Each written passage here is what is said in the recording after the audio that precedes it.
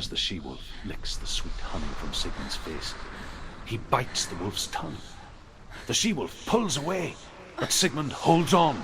The chains break, and he is free. After his escape, Sigmund lives like us, hidden in the forest. His enemy, King Siggeir, believing him dead, as his sister plots revenge.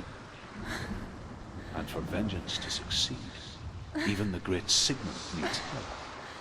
So she sends her sons to him.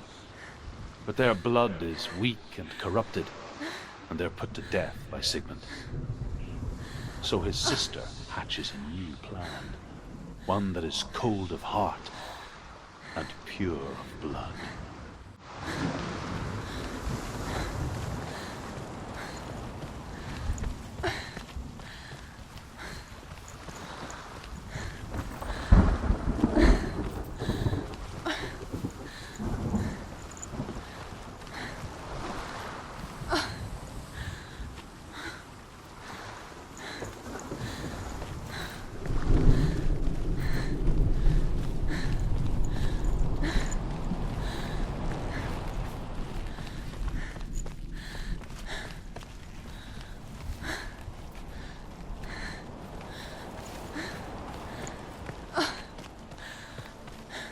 Day after day, watching from afar, she mimicked him, perfecting her own secret dance,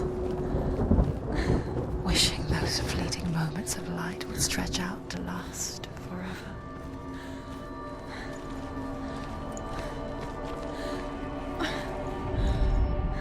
Sigmund's sister trades shapes with a sorceress, and in disguise, she lies with her own brother. She gives birth to a son named Sinfjotli. After a time, she sends him to the forest to Sigmund. He tests the boy and finds him strong and fearless, and so they go to take their vengeance on King Siggeir. But luck is not on their side. They're captured, and Siggeir has them buried alive.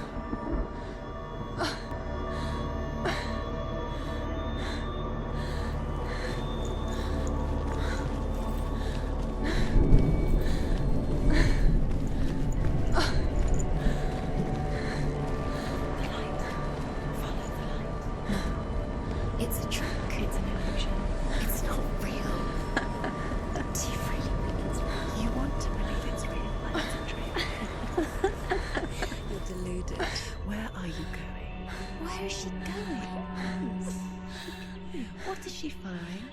You can't even fight. It's just deception. How does he so effortlessly court the world and bliss? If only she could do the same. See the world through eyes anew and dance with it, just like he does.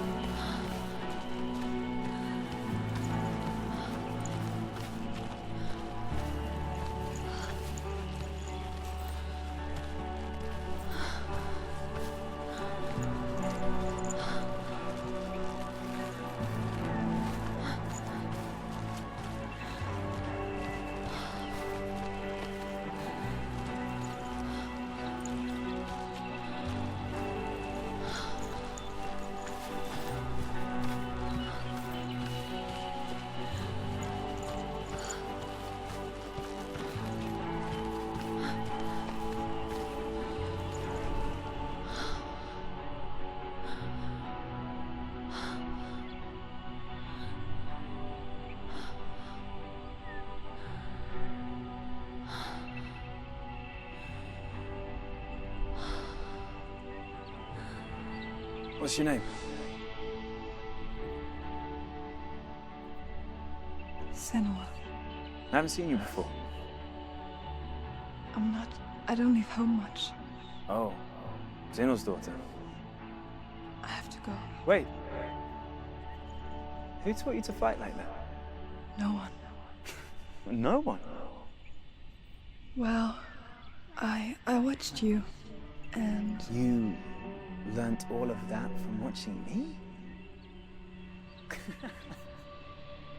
You should become a warrior, you know. me? I'm Dillion. I'm here for the warrior trials. Come and watch. And bring your sword. You can't put it into words. That moment when you look into the eyes of the one who's supposed to reassure you, make you feel safe. It only takes an instant. Fear swallows you before you have a chance to make sense of it. And darkness becomes a part of who you are. You killed him. But her world changed the day the Northmen took him from her. Senua knows that there's no going back to how things were. That there's nothing to go back to at all. Stay still, stay quiet, hide, don't tell her. Their gods can see into your mind. They will use this power to destroy you. They won't stop me. I can still feel him. Whatever's left of him, they will never let him go. I'm not gonna let him rot here! You're the one rotting here. Leave me alone! You will die here. No! And all your suffering will have been for nothing. Shut up!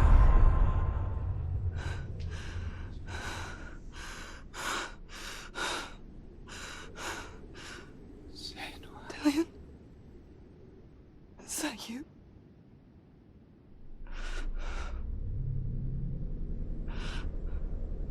I'll find you, my love. I promise.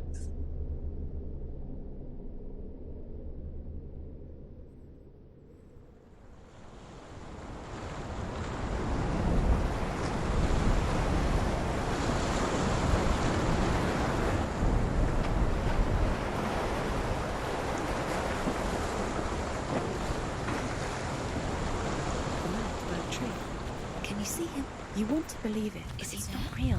Is he there? You're alone in these mountains. Is that Dillion? Nothing lives here. You won't survive. You met him by the tree.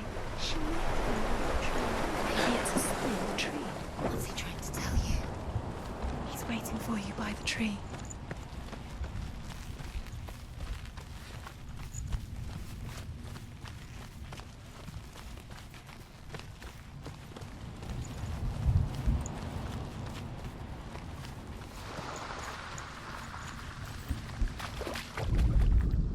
As Sigmund and Sinfjotli are being buried alive, Sigmund's sister throws an armful of straw into the grave mound. Hidden in the straw is Sigmund's sword, the gift of Odin. They cut their way out of the grave mound and set fire to Siggeir's hall. The king burns to death. Sigmund calls to his sister to come out so that she may live and be honored. She does come out, but only to tell him the truth. That she had slept with him, her brother, to beget a strong avenger. I am not fit to live, she says, and walks back into the fire. Strike vengeance from your heart, Senua, as there is always a heavy price to pay.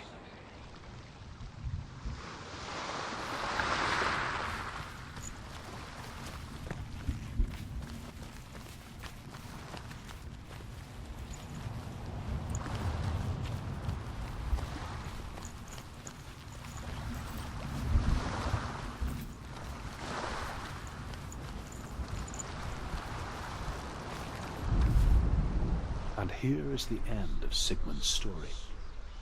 He was a fierce and great warrior who fought many battles. But one day, an old man came onto the battlefield. Although shadowed by a hood, Sigmund saw that he only had one eye. The man raised his spear, and Sigmund struck at it with his sword, but the sword shattered into pieces. Sigmund then knew that this was Odin, and thus that victory could not be his. He bowed his head and accepted his end. Dying, he tells his wife that she is with child and that her son will one day make a great weapon out of the fragments of his sword.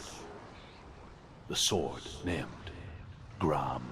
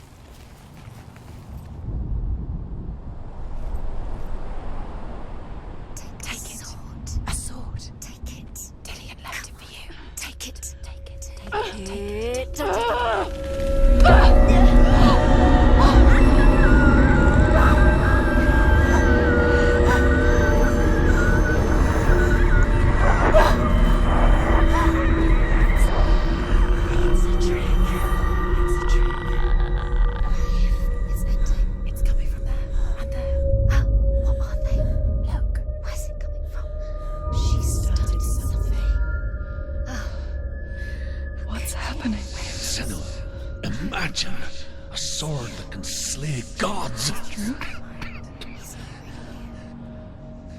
Its name is Gram. It was forged by the god of all Northmen, Odin, and gifted to Sigmund, a great warrior. I need this sword. It's important. Can you help me? The sword appears whole, but it is an illusion. It shattered into shards long ago. It is said a great warrior can reforge Gram by answering the trials of Odin, one for each shard.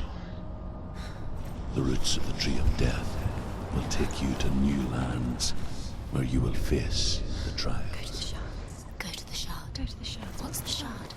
Find it. It's the metal runestones. Where is it? Find it. There it is. Focus. Where's the shard? Focus. Focus. Use your eyes. Look. Get closer. What can you see? A king in the north forced the dwarves to make a sword that would never fail and never rust, and that would slice through iron and stone and bring victory to its bearer. But the angry dwarves cursed it. It would be the death of a man every time it was drawn, and it would be the death of the king. Let me tell you about the sword Tyrving.